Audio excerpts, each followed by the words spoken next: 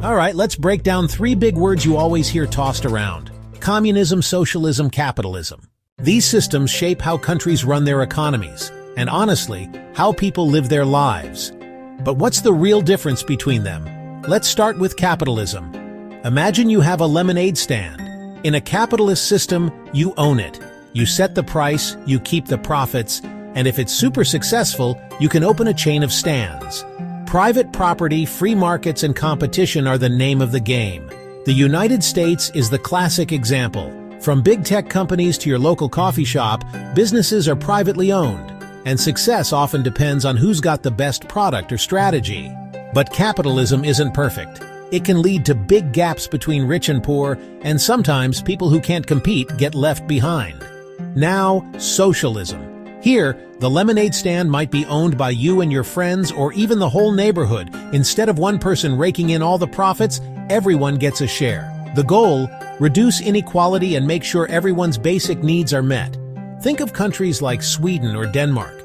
They have private businesses, but the government plays a big role, especially in healthcare, education, and social services. Socialism can mean higher taxes, and sometimes government programs can be inefficient or slow. Some people feel it limits personal choice or rewards. Taxes are higher, but in return, people generally don't worry about medical bills or college debt. And then there's communism. Picture a world where nobody owns the lemonade stand. Not you, not your friends, not even the neighborhood. The stand belongs to everyone, and the profits are distributed according to need.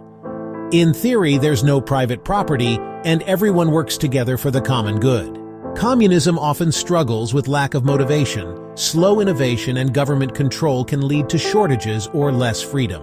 The Soviet Union and Maoist China were famous examples, though in practice, the government ended up controlling almost everything, from farms to factories to housing.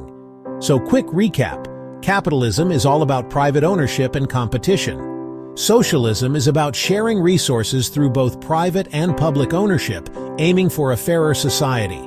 Communism takes it further.